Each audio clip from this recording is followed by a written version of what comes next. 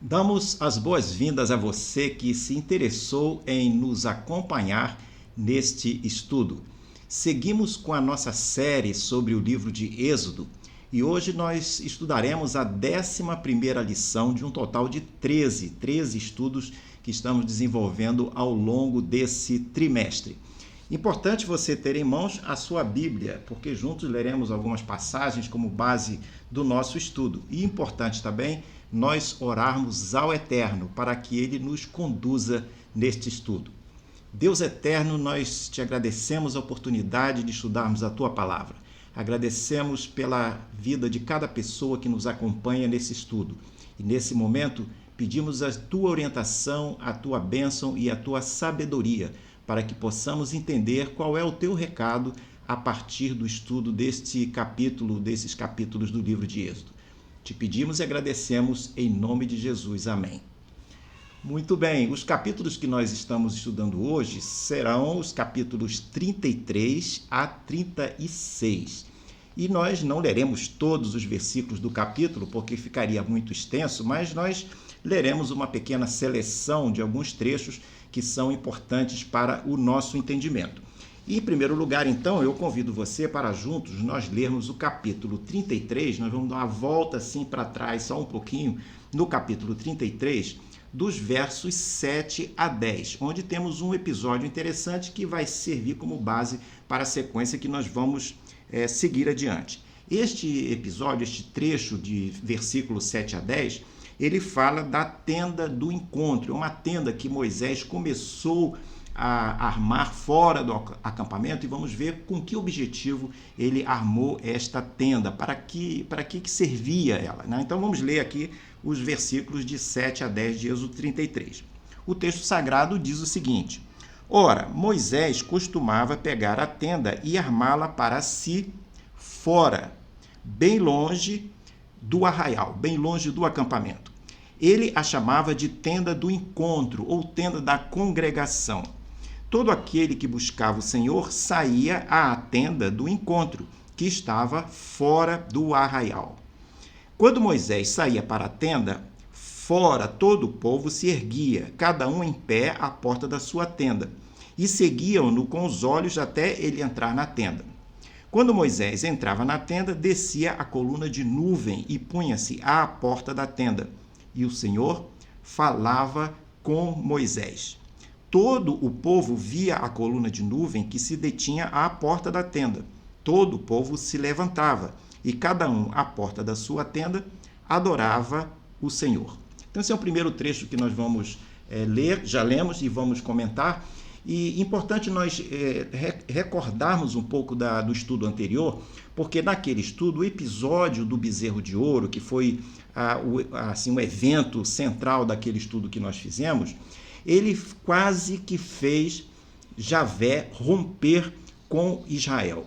Aquele episódio foi um episódio de idolatria e a reação de Deus foi muito severa por conta daquele erro, daquele pecado que o povo cometeu. Deus ficou tão irado com aquela resposta do povo que ele pensou, inclusive, em consumir, essa é a linguagem que na nossa tradução nós encontramos, ele pensou em consumir o povo e começar tudo de novo a partir de Moisés. Porém, Moisés fala ao Senhor, ele ora ao Senhor, pedindo que Deus perdoasse o povo e poupasse o povo, o que efetivamente acontece. Deus perdoa o povo a pedido de Moisés, mas certamente o que ocorreu é que o episódio traria consequências. Essas consequências seriam tanto no curto prazo, imediatamente, como também no longo prazo. No longo prazo, essa consequência ocorreria durante aquela jornada que os israelitas fariam ao longo do deserto, que acabou demorando 40 anos. O que iria ocorrer é que cada uma daquelas pessoas morreria durante esses 40 anos, de tal sorte que o povo que entrou na Terra Prometida foi um outro povo que acabou nascendo ao longo daquela jornada do deserto, exceto duas pessoas que foram Josué e Caleb. No curto prazo, o que aconteceu como consequência do pecado do povo, da idolatria, da adoração ao bezerro de ouro? Deus decidiu que ele não estaria mais pessoalmente perto do povo como ele havia planejado.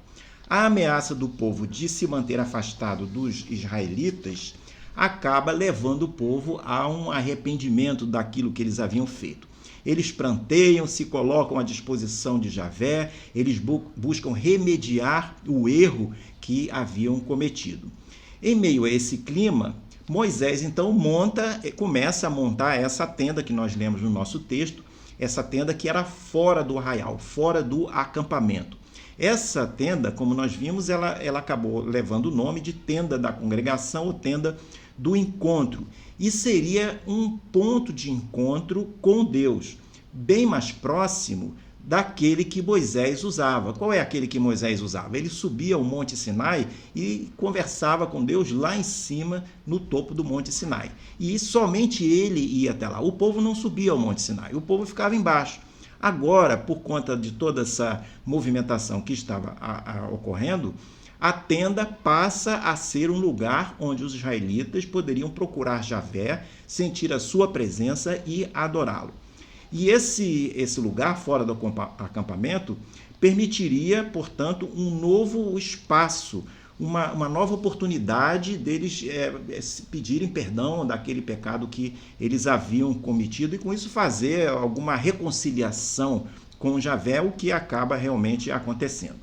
Mais tarde, essa tenda da congregação, ela acaba sendo substituída pelo tabernáculo. Possivelmente essa tenda inicial era mais improvisada e, ao longo do tempo, a partir das instruções que o povo recebe de Deus, eles acabam construindo, né, o tabernáculo, que nós vamos ver depois alguma coisa sobre isso. Agora, o que ocorria é que quando o povo precisava se deslocar no deserto, eles desmontavam, seja a tenda do encontro, agora no início, ou seja, o tabernáculo, posteriormente, quando ele passou a ser utilizado, ele era desmontado e remontado lá adiante, onde eles voltariam a acampar. Enquanto esse deslocamento acontecia e a tenda, tanto a primeira quanto o tabernáculo, propriamente dito, estavam desmontados, nós encontramos na palavra de Deus que o Senhor mandava um anjo à frente do povo como uma manifestação dele. Ele não estava presente no meio do povo como ele havia planejado. Essa era uma consequência do pecado que os israelitas haviam cometido, mas Deus, de alguma forma, estava presente através do anjo. A construção do tabernáculo seria um projeto muito interessante para o povo, seria um projeto mobilizador, como nós vamos ver daqui a pouco. Veremos que esse projeto do tabernáculo, ele acaba sendo uma experiência marcante para os israelitas. Era uma forma deles trabalharem em equipe, daí o tema do nosso estudo de hoje. Eles acabam trabalhando, se ajudando mutuamente, porque eles enfrentavam, ou eles tinham à frente deles um projeto daqueles que era um projeto muito interessante. Como veremos, essa experiência dos israelitas, ela também vai nos permitir identificar alguns paralelos com a vida cristã que nós temos hoje em nossos dias. No próximo quadro, vale uma observação sobre a graça demonstrada por Deus, porque houve aquele atrito, houve aquele quase rompimento, mas Deus permanece com a sua graça sendo derramada sobre o povo. Deus manifesta a sua graça para com o povo através de duas maneiras. E essa primeira maneira que nós podemos identificar é que a graça de Deus seria visível, ela passaria a ser mais visível. Então Deus se manifesta, né, a sua presença é manifestada fora do acampamento, não mais dentro, né, não mais perto do povo, mas de qualquer maneira ela é visível. Ele se manifesta então fora do acampamento. Essa graça também ela é manifestada através dessa tenda da congregação, é um veículo, uma forma de comunicação que é encontrada, e essas medidas foram maneiras que Deus utilizou para levar os israelitas a se aproximarem dele e de alguma forma buscarem o arrependimento da tolice que eles haviam feito. Ainda hoje, é importante nós observarmos que a graça de Deus é manifestada às pessoas, não apenas naqueles tempos, mas hoje, mais do que nunca, essa graça é manifestada através das ações de Deus na vida das pessoas. Essas manifestações da graça de Deus, elas ocorrem de maneira sutil e muitas vezes elas ocorrem de maneira visível na vida, na experiência pessoal dos crentes. A manifestação ela é mais facilmente percebida quando a pessoa estabelece um relacionamento com Deus, quando ela crê em Jesus como Salvador, que ela se aproxima, que ela tem a presença do Espírito Santo com ela. Isso tudo cria um canal de comunicação e a pessoa, a partir desse canal, ela consegue perceber melhor a graça de Deus e a comunicação de Deus fluindo para ela. A segunda maneira como Deus manifesta a sua graça é através da acessibilidade, né? A graça de Deus ela é acessível. Javé manteve a distância, mas ao mesmo tempo o povo de Deus estava sentindo a presença dele de alguma maneira, através, por exemplo, do anjo que ia à frente. O mais próximo que havia acontecido anteriormente, como eu mencionei, era a presença de Deus no topo da montanha. Agora, onde os israelitas, o povo em geral não subia, só subia Moisés, como nós dissemos. Agora Deus estava se manifestando de uma maneira mais próxima, mais acessível do povo. Então agora Javé vai se manifestar através da tenda, não apenas a Moisés, mas ao povo como um todo. A tenda da congregação, hoje nós podemos fazer um paralelo, usar até essa imagem da tenda como uma metáfora. Hoje ela pode ser vista como o próprio relacionamento da pessoa com Deus. O seu relacionamento, ela não precisa, a pessoa para se relacionar com Deus não precisa ir a uma tenda exatamente, ou mesmo ir ao templo. A pessoa pode se relacionar com Deus onde ela estiver, mas é através desse mecanismo vertical de relacionamento que a pessoa pode se comunicar com Deus. Então a tenda do encontro hoje é o próprio relacionamento, é a própria possibilidade de acessibilidade à pessoa de Deus. A graça conta com um mediador. Isso é um ponto interessante para nós observarmos, porque quando nós vemos a história lá do povo de Deus no deserto, nós vamos verificar que Moisés, ele era o mediador, era ele quem, de alguma forma, fazia a conexão entre o povo e Javé. Então Moisés, de certa forma, ele pode ser visto como um protótipo do Messias. Ele não era o Messias, mas ele era um protótipo do Messias de Deus, aquele que anos depois, Jesus de Nazaré, viria para efetivamente ser esse mediador perfeito, que iria conectar as pessoas que viessem a crer nele à pessoa de Deus. O curioso é que o acesso a Deus nesses tempos de Moisés, lá no deserto, ocorria através de uma tenda, nessa primeira etapa, através de uma tenda montada fora do acampamento.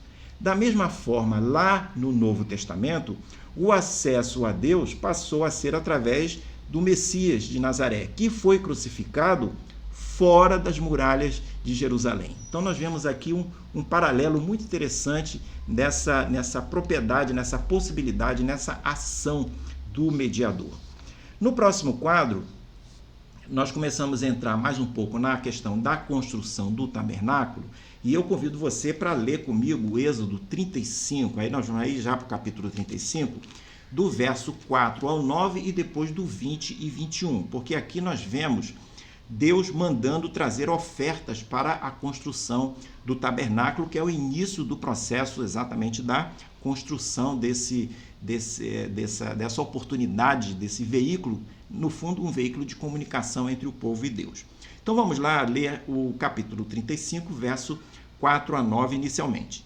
Moisés disse a toda a congregação dos filhos de Israel: esta é a palavra que o Senhor ordenou, dizendo: separem do que vocês têm uma oferta ao Senhor. Cada um, de coração disposto, voluntariamente atrará por oferta ao Senhor ouro, prata, bronze, pano azul, púrpura, carmesim, linho fino, pelos de cabra, peles de carneiro, tingidos de vermelho, peles finas, madeira de acácia, azeite para iluminação, especiarias para o óleo da unção e para o incenso aromático, pedras de ônix e pedras de engaste para a estola sacerdotal e para o peitoral. Então nós lemos aqui até o verso 9, e aí pulamos para o verso 20 e 21, que é a resposta da congregação aqui. Então toda a congregação dos filhos de Israel saiu da presença de Moisés. não como uma reação ao que eles haviam ouvido, apenas que Moisés descreveu o que era necessário, foi esse pedaço que nós lemos. Há um outro pedaço que você pode ler depois, que é mais detalhado, falando diversas outras coisas. Quando Moisés terminou aquela leitura ou aquela convocação do que era necessário, então vem o verso 20. Então toda a congregação dos filhos de Israel saiu da presença de Moisés, todo aquele cujo coração o moveu e cujo espírito o impeliu, veio e trouxe a oferta ao Senhor para a obra da tenda do encontro, para todo o seu serviço e para as vestes sagradas. Então, isso é a reação que o povo teve. Aqui a leitura é sequencial, mas possivelmente esse retorno do povo não foi imediato. Deve ter sido alguns dias depois. Eles foram, cada um para o seu canto, pensar naquilo que Moisés havia dito e eles vão retornar então com as suas ofertas depois. E nós vamos comentar isso daqui a pouco. O que ocorre é que lá no capítulo 25 a 31 de Êxodo, que nós não abordamos, ali nós vamos encontrar as especificações do tabernáculo. No Êxodo 35, essa parte que nós lemos agora, o tabernáculo começa então a ser construído. Deus vai instruir o povo quanto ao que havia de trazer. Nós lemos aqui alguns elementos, né? Não lemos tudo, mas ele também vai instruir com relação à capacitação das pessoas e a forma do envolvimento do povo na execução daquele projeto. E a importância desse tema, ele pode ser observado, a importância observada, a partir de 3 aspectos que nós sinalizamos aqui. O primeiro, podemos dizer, a proporção e ênfase deste episódio do tabernáculo, desse assunto do tabernáculo, dentro do livro de Êxodo. Dos 40 capítulos do livro, cerca de 1/3, que são 13 capítulos, são utilizados nas especificações e no relato da execução do projeto do tabernáculo.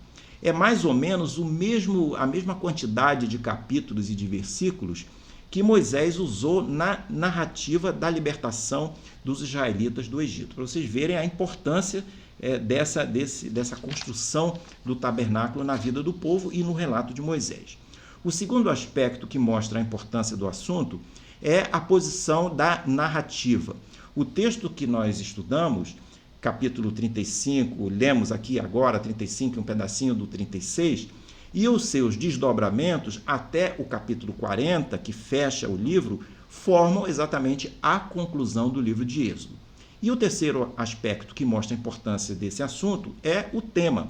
O tema de Êxodo 35 e daqui para frente é a presença de Deus no meio do povo. Então nós vamos ver que em Êxodo 40, que culmina, que fecha o livro, o tabernáculo é finalmente levantado, o livro se encerra, se fecha, com a manifestação da presença de Deus em forma de nuvem, cobrindo toda a congregação. Então, isso é um fechamento, né, desse episódio e mostra a importância da questão do tabernáculo. No próximo quadro, nós detalhamos um pouco essa questão que nós vimos referente às contribuições feitas pelo povo de Deus. E para isso, nós vamos ler mais um pouquinho. E aí nós vamos ler no capítulo 36, no verso 2 a 7, porque tem uma ocorrência aqui muito interessante que nós vamos ler. Nesse quadro que você está lendo, nós vamos ver que o projeto de execução do tabernáculo foi feito pelos israelitas sob a orientação de Deus. E nós vamos ver aqui 7 características das ofertas, porque para construir o tabernáculo, eles precisaram fazer essas ofertas. E nós vamos analisar as características dessas ofertas que foram realizadas. Mas antes vamos ler o texto de Êxodo 36, verso 2 a 7. Diz o seguinte: Moisés chamou Bezalel, Aholiabe e todos os homens hábeis, em cujo coração o Senhor tinha posto sabedoria. Isto é, todos os homens cujo coração os impeliu a vir e fazer a obra. Estes receberam de Moisés todas as ofertas que os filhos de Israel haviam trazido para a obra do serviço do santuário. E para fazê-la, e ainda cada manhã o povo trazia a Moisés ofertas voluntárias. Então todos os homens sábios que se ocupavam em toda a obra do santuário deixaram o que faziam, vieram e disseram a Moisés: olha só que interessante, o povo traz muito mais do que é necessário para o serviço da obra que o Senhor ordenou que se fizesse. Então Moisés ordenou e a ordem foi proclamada no arraial: nenhum homem ou mulher faça mais obra alguma para a oferta do santuário, para a oferta do tabernáculo. Assim o povo foi proibido de trazer mais, porque o material que tinham era suficiente para toda a obra que se devia fazer e ainda sobrava. Então esse é um episódio interessante que eu achei importante nós lermos aqui, porque fala do resultado dessa oferta voluntária que os filhos de Israel, os israelitas, resolveram responder ao apelo que eles receberam. Então nós veremos aqui essas características da oferta que foi realizada, e ela está dividida, as características estão divididas em 6 aspectos, em 6 pontos. O primeiro é que as contribuições foram voluntárias e dadas com alegria. Após a convocação que Moisés fez, que nós lemos um pedaço dela, lá no capítulo 35, como nós dissemos, o povo ouve, volta para suas barracas, para o seu canto lá no acampamento que cada um possuía, e retornam depois, algum tempo depois, possivelmente, com as ofertas. Isso é interessante porque isso é diferente do que muitas vezes nós encontramos nas igrejas da atualidade, em que são feitos apelos de ofertas e se espera que as ofertas sejam dadas naquele mesmo serviço, naquele mesmo culto, naquele mesmo momento que o apelo é feito. E as pessoas às vezes acabam dando as suas ofertas muito mais pressionadas, né? Porque estão naquele ambiente e é feito, dependendo da igreja, da comunidade, essa pressão é feita de forma mais intensa, menos intensa, e as pessoas acabam dando, e não estamos criticando a contribuição que as pessoas fazem, mas estamos comparando aqui a maneira como foi feita lá entre os israelitas. Eles não foram pressionados, eles apenas receberam o convite de fazer a oferta, tiveram tempo de pensar e trouxeram de maneira pródiga, voltaram de maneira pródiga. As ofertas dadas pelos israelitas, então, como citado, elas devem ter sido feitas não apenas no momento, mas em vários momentos, porque nós lemos que a cada dia as ofertas eram trazidas a partir de um determinado ponto. Ter dado a oferta com alegria demonstra que as ofertas foram realmente voluntárias. Isso é uma característica da oferta que é dada de coração, a pessoa se sente bem, a pessoa se sente alegre em poder fazer aquela contribuição. E eu até leio aqui, convido você para ler mais 2 versículos do capítulo 35, que eu anotei aqui. O verso 21 e 22 mostra uma coisa interessante. Diz assim, capítulo 35, 21. Todo aquele cujo coração o moveu e cujo espírito o impeliu, veio e trouxe a oferta ao Senhor para a obra da tenda do encontro, para todo o seu serviço e para as vestes sagradas. Vieram homens e mulheres, todos dispostos de coração. Olha a linguagem tão bonita que o texto bíblico nos apresenta. A pessoa está disposta de coração, ela está empolgada com aquilo, ela está amando aquilo que ela está fazendo, ela está contribuindo com vontade, né, com alegria. Então, por isso que nós apontamos essa primeira característica da contribuição voluntária e dada com alegria. Segunda característica, as ofertas foram abundantes, foram muitas ofertas. Elas foram tantas que excederam o alvo estabelecido. E a ponto de, como nós lemos em Êxodo 36:7, Moisés dizer: gente, chega, porque nós já alcançamos o nosso alvo, já temos tudo que nós precisamos para construir o tabernáculo, e ainda estão sobrando materiais por conta disso. Não precisa trazer mais contribuições, não precisa trazer mais ofertas. Terceira característica, a participação foi maciça. Os israelitas, eles eram livres para participar ou não, ninguém foi obrigado. No texto que nós lemos lá de Êxodo 35, aliás, pulamos esse pedaço, mas você pode ler 35, 23 a 28, nós vamos encontrar a palavra todos, referindo-se aos ofertantes, toda e todas. Isso quer dizer que todos estavam participando, ninguém ficou de fora, ninguém ficou olhando, todos acabaram se engajando de alguma maneira por conta da propriedade que o próprio texto bíblico nos relata com esse todo, toda e todos, né? Outra característica, a quarta característica, a oferta foi proporcional. Isso significa que cada um ofertou de acordo com as suas posses, de acordo com as suas habilidades, porque as ofertas, também chamando a atenção, elas não foram apenas de materiais. O que o texto que nós lemos fala em materiais, mas a parte subsequente fala também em serviço, em trabalho. E as pessoas tinham habilidades, tinham condição de fazer alguma coisa que viesse a transformar em produto para compor o tabernáculo. Aquilo foi proporcional ao que as pessoas possuíam, ao que elas sabiam, ao que elas tinham em mãos para oferecer.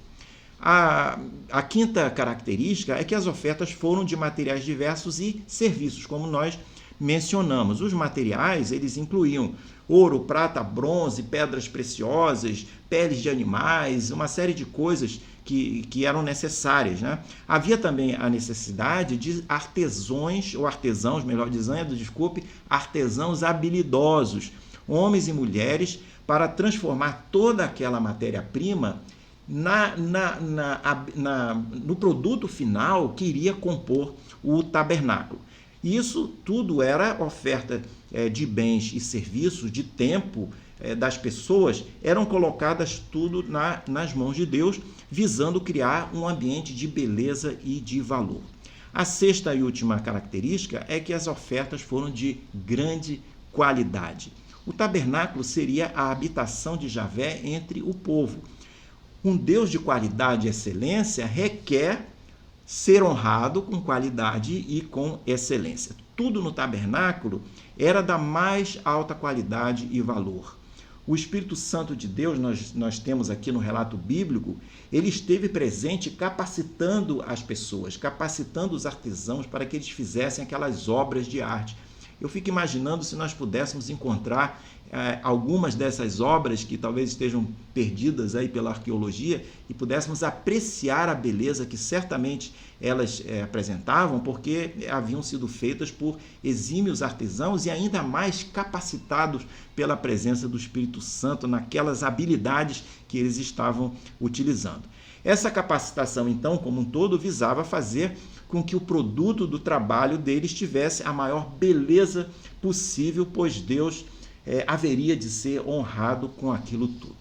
No próximo quadro, nós seguimos aqui observando uma comparação, fazendo uma comparação de ofertas ocorridas no Antigo Testamento e no Novo Testamento. Nós não vamos nos estender nisso, mas vamos pegar alguns pontos, porque me pareceu muito interessante na parte da nossa aplicação à situação corrente, à nossa vida nos dias de hoje.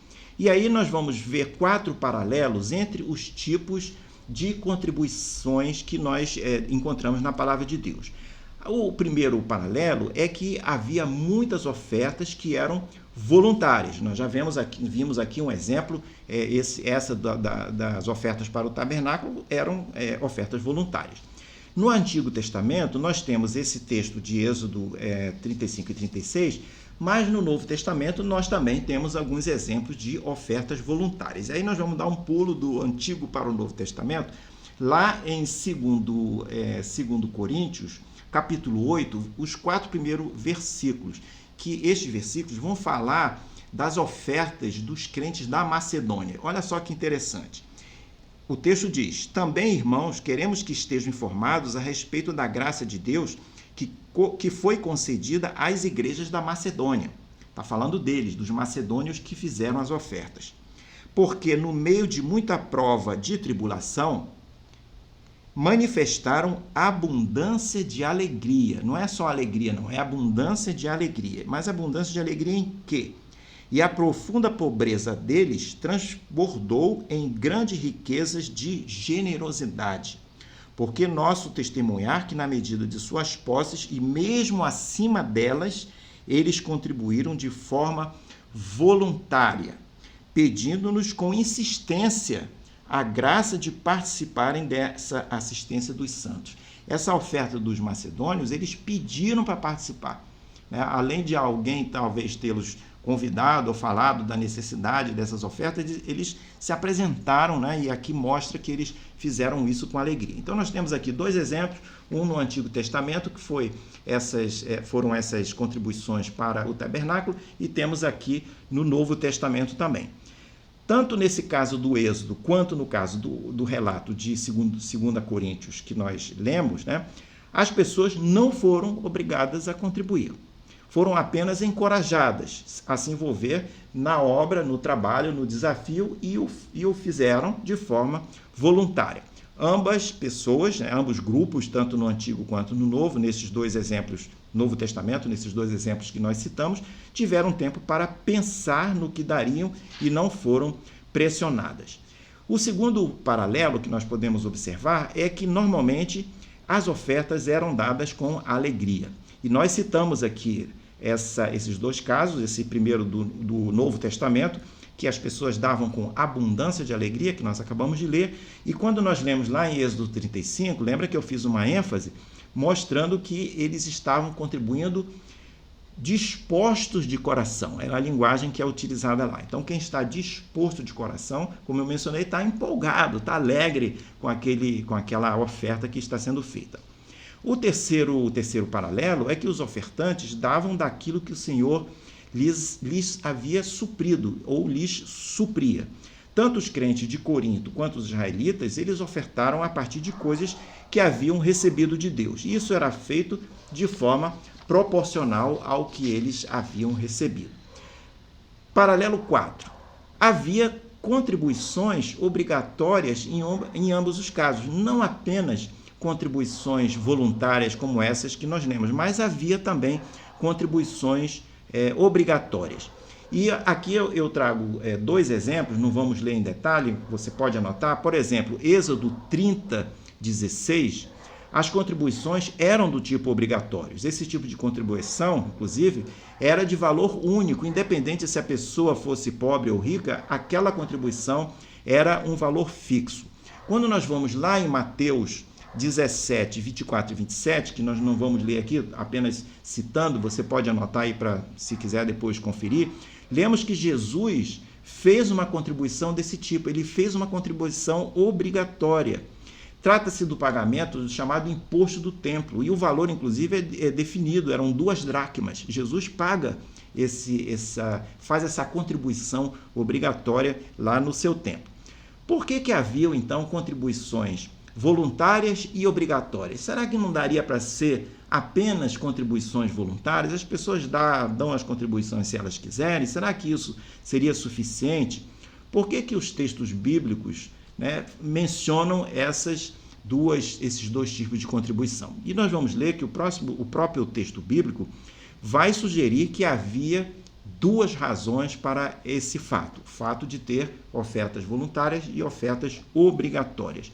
Todos esses motivos têm a ver com a natureza das pessoas e tem a ver com a natureza das necessidades que estavam motivando aquelas ofertas. A primeira razão, então, são 2 razões que nós vamos listar aqui, que nós podemos, razões para termos ofertas voluntárias, ofertas espontâneas e ofertas obrigatórias. A primeira razão, no caso das contribuições para o tabernáculo, a motivação era altíssima. Isso, só por isso, já é uma justificativa para as pessoas darem voluntariamente. Se elas estão motivadas, né, se aquele desafio, aquele projeto é muito empolgante, muito mobilizador, não há necessidade de obrigar ninguém a fazer aquilo, porque a pessoa já está mobilizada, já está interessada. Não precisa obrigar, porque as pessoas já estão fazendo parte, já estão participando, já estão fazendo parte daquele projeto. O tabernáculo seria um lugar onde Deus habitaria no meio do povo, e o povo estava sedento de ter a presença de Deus junto com eles. O tabernáculo também é outra característica desse tipo de oferta. Era um projeto único e bem definido. Ele apresentava o começo, como todo projeto. O projeto tem começo, meio e fim. tem uma duração limitada. E as pessoas, de um modo geral, se interessam muito em contribuir para projetos. Não só apenas na atualidade, quando um projeto é colocado diante de nós, com um desafio, vamos fazer, vamos construir, vamos etc. Mas naquele tempo também era motivo de mobilização das pessoas. Então a primeira razão era a própria motivação, não leva à obrigatoriedade, mas apenas é o suficiente para que as pessoas se mobilizem, né, se interessem pelas contribuições. A segunda razão para haver dois tipos de ofertas é que havia outras necessidades, não apenas aquelas necessidades do projeto, mas haviam outras necessidades que não eram tão mobilizadoras quanto, por exemplo, construir o tabernáculo. E eram ofertas, às vezes, que eram frequentes, que eram sistemáticas, não era uma coisa que se fazia uma vez, é uma coisa que precisava se fazer sempre. Por exemplo, nós vamos ver que o sustento dos levitas, o sustento dos sacerdotes, era necessário haver uma oferta para que o sustento fosse realizado, porque eles não tinham como, ao mesmo tempo, se dedicar de maneira integral ao serviço e, ao mesmo tempo, prover o seu sustento pessoal e o sustento das suas famílias, porque eles também tinham famílias. Então, nós vamos ver que existe a necessidade de que, para assegurar que essas outras necessidades sejam resolvidas, há uma ação de Deus em tornar algumas ofertas e algumas contribuições de forma obrigatória, como nós vamos encontrar lá no Antigo Testamento, e no Novo Testamento também nós vamos encontrar alguma coisa desse tipo. Então, falamos do caso do sustento dos sacerdotes, e também nós podemos observar que, como consequência disso, Deus vai estabelecer um conjunto de contribuições obrigatórias, entre aspas, né? No nosso tempo, elas não são obrigatórias de uma maneira legalista, mas elas são obrigatórias no sentido de compromisso, para que aquelas ações e aquelas atividades que não são tão glamorosas possam ser realizadas, né? Então, no caso lá de Êxodo 30:16, que foi o versículo que eu citei, aquelas contribuições obrigatórias, elas foram estabelecidas para permitir manter o serviço do tabernáculo, da tenda da congregação, que depois se tornaria o tabernáculo. E aí nós entramos aqui em algumas conclusões dessa comparação que nós fazemos, é porque algumas ofertas descritas nesse estudo foram voluntárias, é verdade. Ofertas voluntárias são sempre muito bem-vindas e elas são muito boas, especialmente no caso de projetos como nós vimos. Mas nós vimos também que ofertas voluntárias não são as únicas ofertas existentes. São necessárias as ofertas também obrigatórias. Havia e também há ainda aquelas ofertas que têm um propósito sistemático e um propósito específico de manutenção. Por isso que elas se tornam, de certa forma, obrigatórias. E aí, de novo, não obrigatórias no sentido legalista, mas no sentido do compromisso, especialmente no caso do crente que é comprometido com a sua igreja, comprometido com a sua comunidade. Se ele não contribui, se ele não participa, como que fica o serviço, como que fica a manutenção das atividades que a igreja, que a comunidade pretende fazer. Em qualquer tempo, com ou sem projetos especiais, vale nós observarmos que há necessidades que precisam ser resolvidas e nem sempre serão necessidades glamorosas, né? Contas de luz, contas de água, a conta da manutenção do patrimônio, o sustento do ministro, do pastor, dos ministérios que a igreja tem, são coisas que precisam ser sustentadas. E são coisas que são sistemáticas, elas têm longa duração, elas precisam de um comprometimento dos crentes, das pessoas que participam daquela comunidade. Obviamente não tem nada de glamouroso pagar a conta de luz, pagar o aluguel, pagar a manutenção, mas elas existem e elas têm que ser resolvidas. Essas despesas, essas contas existem, precisam ser resolvidas e elas deverão ser resolvidas de maneira participativa pelos membros, pelas pessoas que participam daquela congregação. Se alguém deseja contribuir para um projeto especial, ótimo, seja muito bem-vindo por isso, mas isso não deverá ser feito às expensas de se omitir de contribuir às coisas que são sistemáticas. O dízimo, por exemplo, que é algo que vem de forma sistemática. Aliás, o dízimo feito de forma sistemática, ele visa assegurar a manutenção do culto. E manutenção do culto significa os compromissos, não só o culto, o serviço propriamente dito, mas os compromissos que a igreja tem para o seu dia a dia.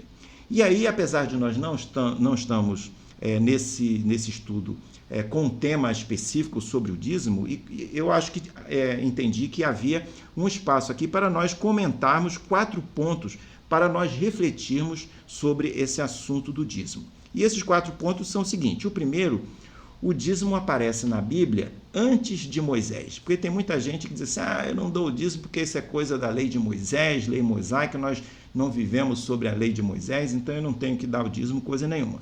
Isso é um primeiro erro de pensamento, porque o dízimo existe na Bíblia antes de Moisés. Quando você vai lá em Gênesis 14, 20, nós vemos menção que Abraão deu a Melquisedeque o dízimo de tudo. Então, lá em Gênesis 14, 20, primeira menção muito antes de Moisés existir, muito antes da lei mosaica. Isso nos mostra que o dízimo já era uma prática antiga e também uma prática conhecida antes de Moisés. Se você costuma debater esse assunto do dízimo e fica preso à questão de valores, à questão das finanças, o foco está completamente errado, porque nós vamos verificar que o assunto de dízimo não é financeiro, ele é uma coisa de teor espiritual. O terceiro ponto para nós observarmos é que o importante nessa questão das contribuições e do dízimo em particular é a atitude da pessoa e não o dinheiro em si. Quando nós examinamos a Bíblia, nós vamos encontrar que o texto sagrado ele possui 500 versículos sobre oração, menos 500 sobre fé, e tem mais de 2.000 versículos referentes a dinheiro e bens materiais. Só que o assunto na Bíblia, que é importante, não é o dinheiro, mas sim o uso do dinheiro. Como que é a atitude da pessoa em relação ao dinheiro. E por que isso? Porque a atitude da pessoa reflete, a atitude da pessoa em relação ao dinheiro reflete como que ela se relaciona com Deus. Então, não é o dinheiro que é a questão em si. Por isso que nós afirmamos que a questão do dízimo não é uma questão financeira, e sim uma questão espiritual. E o quarto e último ponto para nós pensarmos aqui sobre o dízimo é que o dízimo é uma expressão de reconhecimento e confiança do crente no provimento de Deus. Então nós estamos dando essa ênfase no dízimo, porque dízimo é uma daquelas ofertas, digamos, obrigatórias, né, que nós temos que enfrentar no dia a dia. Então esse dízimo, essa nossa oferta, esse nosso compromisso, ele é um reconhecimento da nossa confiança em que Deus vai prover, que Deus tem provido na nossa vida. Esperamos que aqueles comprometidos com o Senhor possam não apenas se empolgar em construir tabernáculos, o que é algo muito bom, mas também possam se comprometer com a manutenção, com a contribuição sistemática da obra. E o nosso desejo é que o trabalho em equipe do povo de Deus possa ser cada vez mais a nossa força e não a nossa fraqueza. E isso certamente fará grande diferença na vida de muitas pessoas. Ficamos por aqui neste nosso estudo. Espero que você tenha gostado. Se gostou, fale dele para os seus amigos, compartilhe o estudo com aqueles que você acha que poderão ter interesse e espero vê-lo numa próxima oportunidade. No próximo quadro, você verá o panorama dos nossos estudos. Estamos, como mencionei no início, no 11º estudo. Teremos mais 2 para finalizar essa série e deixo aqui com você um grande abraço.